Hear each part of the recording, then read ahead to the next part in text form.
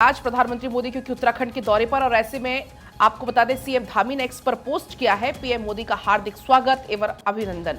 PM Modi आज उत्तराखंड जाएंगे। उत्तराखंड में प्रत्याशी के समर्थन में आज जनसभा करने वाले हैं। उत्तराखंड में जनसभा को संबोधित भी करेंगे पीएम मोदी और प्रधानमंत्री मोदी के दौरे के पहले ये पोस्ट किया गया है सीएम धामी की तरफ से। प्रधानमंत्री मोदी के स्वागत को लेकर ये पोस्ट किया गया है। बिल्कुल, तो ये पोस्ट आपके सामने मां भारती के अनन्य उपासक, नए व सशक्त भारत के शिल्पकार, देवभूमि उत्तराखंड से विशेष लगाव रखने वाले जननायक यशस्वी प्रधानमंत्री नरेंद्र मोदी जी का उत्तराखंड आगमन पर समस्त प्रदेशवासियों की ओर से हार्दिक स्वागत और अभिनंदन। बताते चलिए आपको, प्रधानमंत्री नरेंद्र मोदी आज यानी कि मंगलवार को रुद्रपुर के दौरे पर रहेंगे और स्थानीय मोदी मैदान में चुनावी जनसभा को संबोधित करेंगे। इस सीट के केंद्रीय राज्य मंत्री अजय भट्ट भाजपा प्रत्याशी हैं और साल 2014 में ये सीट लगातार भाजपा के कब्जे में रही है। अजय भट्ट से पहले बीएस कोश्यारी इस सीट से भाजपा सांसद थे। 3 अप्रैल को राष्ट्रीय अध्यक्ष जेपी नड्डा पिथौरागढ़ में चुनावी जनसभा को संबोधित करेंगे। इस सीट से अजय टम्टा पार्टी प्रत्याशी हैं और भाजपा को उम्मीद है कि संगठन के दोनों शीर्ष नेताओं के आगमन भर से पार्टी प्रत्याशी के पक्ष में यदि कोई एंटी इनकम्बेंसी है तो उसका खात्मा हो जाएगा और उसके बाद गढ़वाल की तीनों सीटों हरिद्वार, पौड़ी और टिहरी के लिए रणनीति बनाई जाएगी। इन तीनों सीटों पर भी वर्ष 2014 से भाजपा का कब्जा रहा है और 3 अप्रैल को जेपी नड्डा टिहरी लोकसभा क्षेत्र के विकासनगर में रोड सभा करते हुए नजर आएंगे। फिलहाल ये तस्वीर आपके स्क्रीन पर पुष्कर सिंह धामी, उत्तराखंड के मुख्यमंत्री पुष्कर सिंह धामी प्रधानमंत्री नरेंद्र मोदी का स्वागत करते हुए पोस्ट के जरिए। बढ़ते खबरों में आगे, क्या मां के चुनाव में भी प्रचार करेंगे वरुण? मेनका गांधी बोली वो बीमार हैं, आराम कर रहे हैं। सुल्तानपुर से उम्मीदवार हैं मेनका गांधी और जनसत्ता के हवाले से आपको ये खबर बता रहे हैं। तो मेनका गांधी संबोधित करते हुए नजर आई थी, बीते दिन चुनावी मैदान में उतरी थी और इसी बीच उनसे सवाल जवाब किया गया तो उन्होंने कहा कि इसे लेकर आप वरुण गांधी से ही पूछ लें। बढ़ते खबरों में बिल्कुल, देखिए मणिपुर से अगली खबर है जिसका जिक्र अखबारों में किया गया है। मणिपुर में चुनाव आयोग के सामने चुनौती क्या है? 58,000 विस्थापितों में से वोटर्स को खोजना बहुत ही ज्यादा मुश्किल है। 17 दिन बाद वोटिंग होगी और मणिपुर में 2 चरणों में चुनाव होने वाले हैं। लेकिन चुनाव से पहले देखिए, चुनाव आयोग के सामने एक बड़ी चुनौती फिलहाल है और ऐसे में 58,000 जो विस्थापित है उनमें से वोटर्स खोजना बहुत ही मुश्किल है। 17 दिन बाद वोटिंग यहाँ पर होने वाली कोकई और मैतेई समुदाय के बीच आप विवाद जानते ही हैं, जो कि अभी भी लगातार थमा नहीं है। अभी भी कई बार वहाँ से कुछ ऐसी खबरें सामने आती है, तो अभी भी वहाँ पर फिलहाल लोगों की मुश्किलें जो वो थमी नहीं है। लेकिन इसी बीच चुनाव कराना चुनाव आयोग के सामने एक बड़ी चुनौती साबित हो रहा है। बिल्कुल, और पलक के पास दैनिक भास्कर है, फ्रंट पेज पर ही राइट हैंड साइड में ये पूरा रिपोर्ट है। पलक, उसमें क्या क्या चुनौतियां इस वक्त सामने आ रही है जिनका जिक्र है? बिल्कुल, तो देखिए ये बड़ी जानकारी, क्योंकि 17 दिन के बाद इस पूरे मामले में वोटिंग होनी है। मणिपुर में 2 चरणों में चुनाव होने वाले हैं और इसको लेकर तमाम तरीके के जो आर्टिकल्स हैं वो भी न्यूज़पेपर्स में हैं। 58,000 17 दिन के बाद ये वोटिंग होनी है। देखिए, विस्थापितों का जिक्र हो रहा है। दरअसल हुआ क्या कि जो विस्थापित हैं वो अभी लगातार जो अलग अलग, आपको याद है कि कुछ इस तरह के स्पेस हैं, कुछ इस तरह के उन लोगों के लिए जगह रहने की बनाई गई है, तो वहाँ पर वो लोग हैं और ऐसे में उनका कोई ब्यौरा नहीं है खास तौर पर।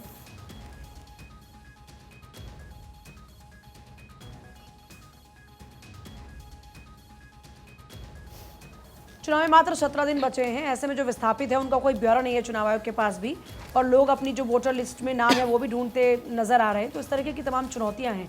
आगे बढ़ते बाद दिलीप घोष, सुप्रिया सुनेत को इलेक्शन कमीशन की फटकार का, बयानों में सावधानी रखें, महिलाओं को अपमानित करने के प्रयास स्वीकार नहीं है। आपको याद होगा सुप्रिया सुनेत का एक ट्वीट जो कि लगातार उनकी आलोचना का कारण बना, जिसमें कंगना रनौत को लेकर एक ट्वीट किया गया था। हालांकि सुप्रिया सुनेत ने कहा कि उनका जो अकाउंट है वो कई लोग हैंडल करते हैं और वो खुद इस बात की जांच करेंगे किसने आखिरकार उनके अकाउंट से इस तरह का ट्वीट किया। दूसरी तरफ दिलीप घोष, जिन्होंने ममता बनर्जी को लेकर जो टिप्पणी की थी उसको लेकर उनको भी फटकार लगी है और अब इलेक्शन कमीशन इन दोनों पर खास नजर रखने वाला है, इनके हर बयान पर नजर रखने वाला है और नेक्स्ट टाइम से अगर ऐसा कुछ हुआ तो एक्शन होगा। और अखबारों में भी इसका जिक्र। निर्वाचन आयोग ने अपमानजनक टिप्पणी पर भाजपा कांग्रेस नेता को लगाई फटकार। निम्न स्तर का व्यक्तिगत हमला, दिलीप घोष और सुप्रिया पर विशेष नजर रखेगा आयोग। चुनाव आयोग ने महिलाओं की गरिमा के खिलाफ अपमानजनक टिप्पणी के लिए भाजपा नेता दिलीप घोष और कांग्रेस की सुप्रिया श्रीनेत को फटकार लगाई है। आयोग ने स्पष्ट कहा है कि वह आश्वस्त है कि दोनों नेताओं ने निम्न स्तर का व्यक्तिगत हमला किया है और यह आदर्श आचार संहिता के प्रावधानों का उल्लंघन है। साथ ही साथ आगे लिखा है कि आयोग ने दोनों को सार्वजनिक बयानबाजी में सावधानी बरतने की चेतावनी दी है। साथ ही ये भी कहा गया कि अब उनके चुनाव संबंधी संवाद पर विशेष और अतिरिक्त निगरानी रखी जाएगी, यानी कि इन दोनों पर खास फोकस जो है वो आयोग का रहेगा। आयोग ने सभी पार्टियों को नोटिस भेजकर सार्वजनिक संवाद में सावधानी बरतने और किसी भी अपमानजनक टिप्पणी और आचार संहिता के दिशा निर्देश के उल्लंघन से बचने के निर्देश दिए हैं। दिलीप घोष और सुप्रिया ने आयोग के भेजे जवाब में माना कि उन्होंने निजी हमले किए हैं। बढ़ते कलाकार और अब आगे बढ़ेंगे। टीएमसी ने बशीरहाट कैंडिडेट को डिटेल सार्वजनिक की है। बीजेपी ने इलेक्शन कमीशन से इसकी शिकायत की है कि कहा तृणमूल का एक्स हैंडल सस्पेंड करें, वो बिना शर्त माफी भी मांगे। तो ये कहा गया है बशीरहाट कैंडिडेट की दरअसल डिटेल्स सार्वजनिक करने का ये पूरा मामला है। टीएमसी ने बशीरहाट कैंडिडेट की क्योंकि डिटेल्स को सार्वजनिक कर दिया था, इसके बाद बीजेपी ने इलेक्शन कमीशन से इस पूरे मामले की शिकायत कर दी और कहा है कि जो तृणमूल कांग्रेस का एक्स हैंडल है उसको सस्पेंड किया जाए। बढ़ते खबरों में आगे जांच एजेंसियों को सीजेआई चंद्रचूड़ की नसीहत। छापे में व्यक्तिगत उपकरणों की अनुचित जब्ती ना हो, तलाशी और जब्ती में निजता का ध्यान रखा जाए। सीजेआई चंद्रचूड़ का ये स्टेटमेंट आपको बता रहे हैं। उन्होंने ये भी कहा कि नए कानूनों की तारीफ उन्होंने की है। सीबीआई के स्थापना दिवस के मौके पर सीजेआई चंद्रचूड़ बोले, जांच एजेंसी को जटिल चुनौतियों का सामना करना पड़ता है। और देखिए, जांच एजेंसियों को सीजेआई की यहाँ पर नसीहत भी रही, छापे में उपकरणों की अनुचित जब्ती हो और प्राइवेसी का इसमें ध्यान रखा जाए, तलाशी और जब्ती में निजता का ध्यान रखा जाए। सीजेआई चंद्रचूड़ ने नए कानूनों की तारीफ भी की है। आगे बढ़ते हैं। नेशनल इन्वेस्टिगेशन एजेंसी को तेलंगाना हाई कोर्ट की फटकार। चुप रहना आरोपी का मौलिक अधिकार है।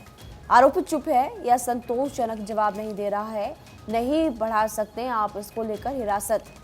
तो एक बार तेलंगाना हाई कोर्ट जो है वो नेशनल इन्वेस्टिगेशन एजेंसी को फटकार लगाते हुए नजर आ रहा है, जहां पर आरोपी अगर चुप है या फिर संतोषजनक जवाब नहीं दे रहा है तो इसका मतलब ये नहीं है कि आप उसकी हिरासत है उसको बढ़ा दें।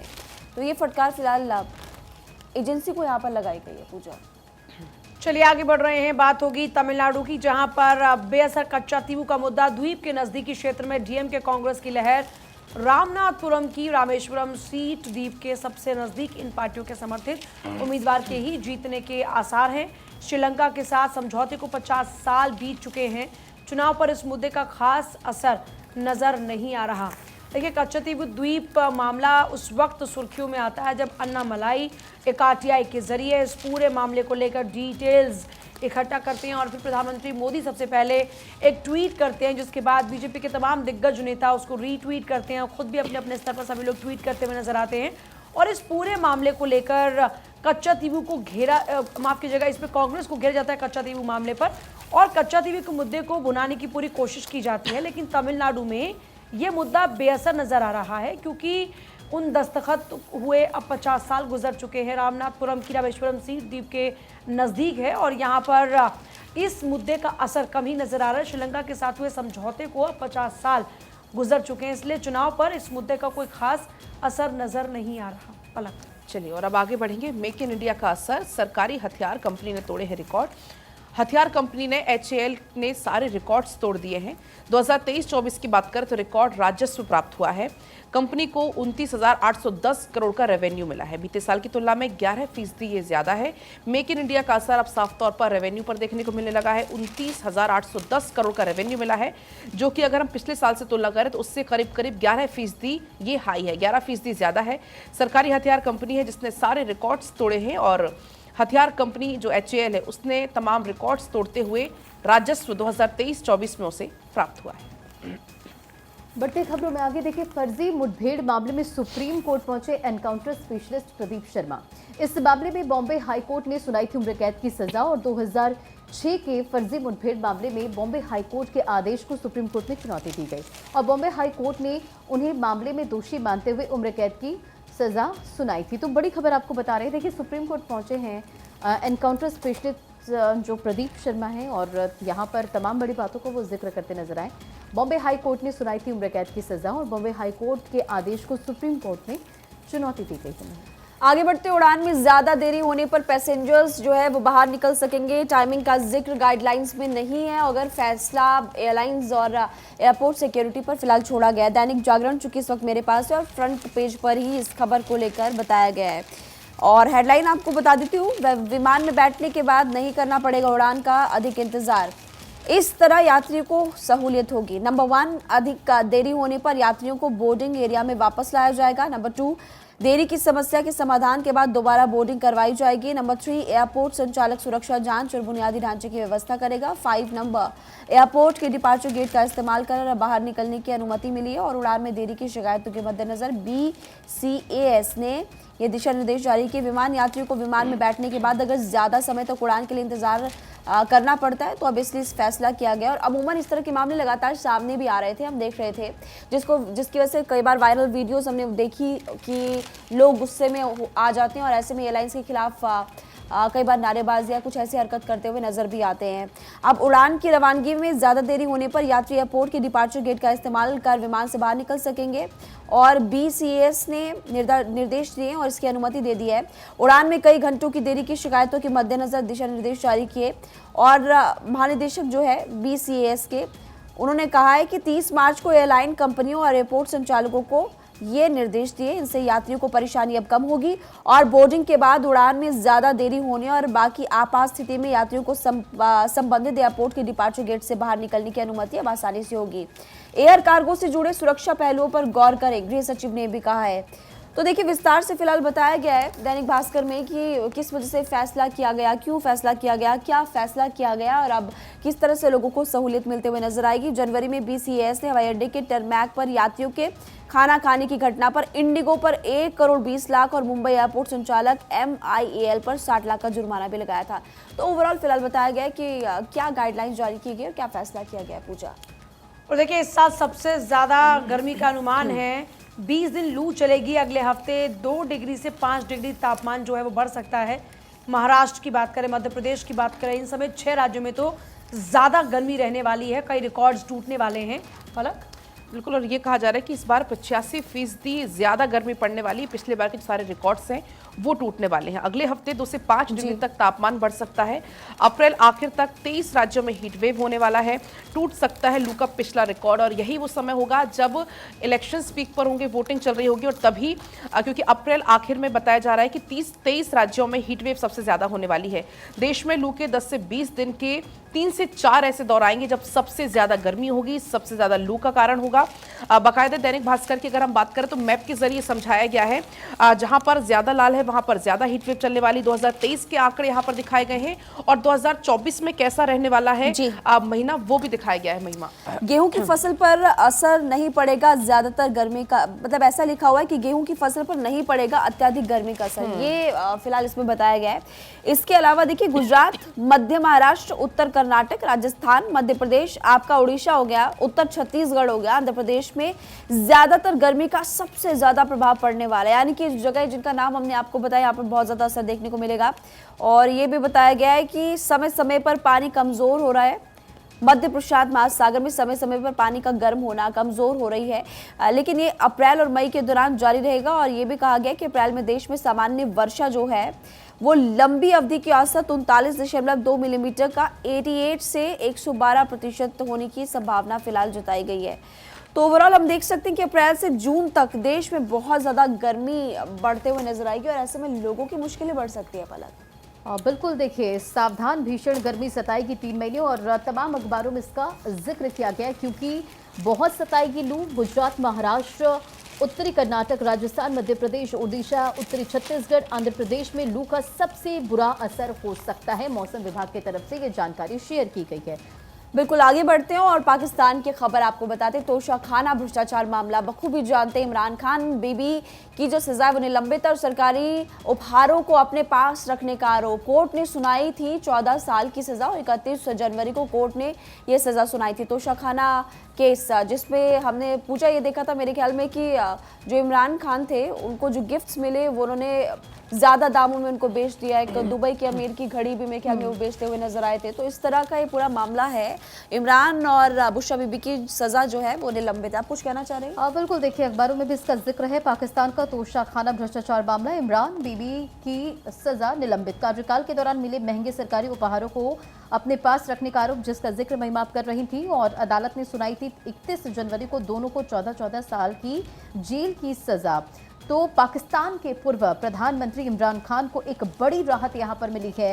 इस्लामाबाद उच्च न्यायालय ने तोशाखाना भ्रष्टाचार मामले में उन्हें और उनकी पत्नी बुशरा बीबी को दी गई 14 साल की सजा सोमवार को निलंबित कर दिया है। यानी बीते दिन ये बड़ी राहत दोनों को मिली है। देश में आम चुनाव से कुछ दिन पहले तोशाखाना से मिले सरकारी उपहारों में कथित भ्रष्टाचार के लिए जवाबदेही अदालत ने 31 जनवरी को दोनों को 14-14 साल की जेल की सजा सुनाई थी और दोनों ने सजा को इस्लामाबाद उच्च न्यायालय में चुनौती दी थी, जहां मुख्य न्यायाधीश आमिर फारूक के नेतृत्व वाली 2 सदस्यीय पीठ ने मामले की सुनवाई की और सोमवार को इस्लामाबाद उच्च न्यायालय ने मामले में दंपति को सजा निलंबित करने और उन्हें जमानत देकर अस्थायी राहत दे दी। हालांकि देखिए, दोष सिद्धि के खिलाफ उनकी अपील पर सुनवाई अगले महीने ईद की छुट्टियों के बाद की जाएगी। हो सकता है कि इमरान खान को रिहा नहीं किया जाए, क्योंकि उन्हें अन्य मामले में दोषी ठहराया गया है और उनमें आरोपों से मुक्त होने तक उन्हें रिहा नहीं किया जा सकता है। और इसी तरह बुशरा बीबी की अगर बात करें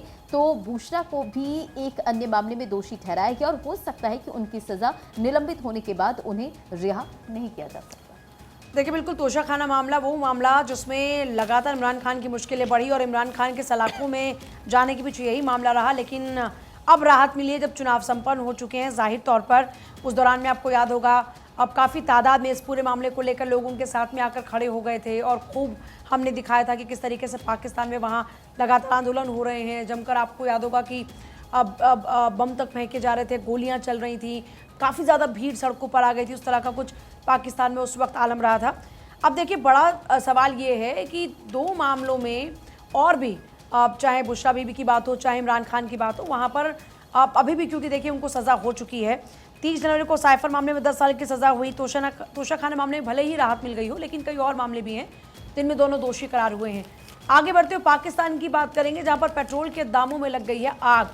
यानी पेट्रोल के दाम में हो गया काफ़ी ज़्यादा इजाफा। पिछले 15 दिन के भीतर ही 9.66 यानी लगभग 9.5 रुपये से ज़्यादा लीटर 1 लीटर पर महंगा हुआ है। रमज़ान के दौरान महंगाई आसमान पर है और टेंशन में है आवाम। पंजाब केसरी की खबर है। देखिए, अब बात करें पाकिस्तान की, तो पाकिस्तान में लगातार महंगाई लोगों की कमर तोड़ रही है। रमज़ान का महीना है और रमज़ान के महीने में आवाम की टेंशन बढ़ गई है, क्योंकि पाकिस्तान में पेट्रोल के दाम आसमान छूते हुए नजर आ रहे हैं। ये मानकर चले कि लगभग 10 रुपये प्रति लीटर के हिसाब से जो पेट्रोल है वो महंगा हो गया और ये मात्र 15 दिन के भीतर है। तो जाहिर तौर पर आप पाकिस्तान के लोगों की हालत समझ सकते हैं। पाकिस्तान के लोगों की हालत लगातार ख़राब होती जा रही है, क्योंकि वहाँ महंगाई एकदम चरम पर है। महंगाई लगातार बढ़ती जा रही है और इस बढ़ती महंगाई ने लोगों के पसीने छुड़ा दिए हैं।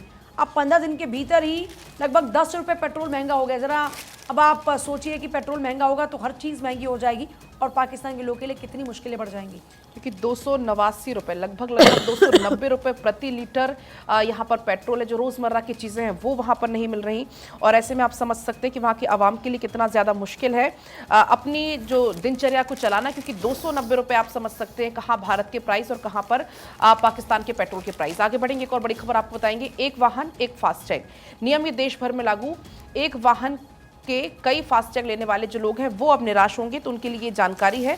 अब एक वाहन पर एक फास्टैग होगा। दरअसल आपको बता दें कि एक वाहन एक फास्टैग का नियम सोमवार से लागू हो गया है। इसका उद्देश्य है कई वाहनों के लिए एक फास्टैग या वाहन के लिए कई फास्टैग का चलन बंद करना। NHAI ने कहा है जिनके पास एक वाहन के लिए कई फास्टैग हैं वे 1 अप्रैल से उनका उपयोग नहीं कर पाएंगे, यानी कि कल से ये नियम लागू हो चुका है। लगभग 98% वाहनों में फास्टैग हैं और इसके 8 करोड़ से ज़्यादा यूजर्स हैं। तो जिनके पास ज़्यादा फास्टैग हैं, एक से ज़्यादा फास्टैग, उनके लिए थोड़ी सी निराश करने वाली ये खबर है। अब एक वाहन के लिए सिर्फ एक फास्टैग होगा, जो कि नियम सोमवार से लागू हो चुका है।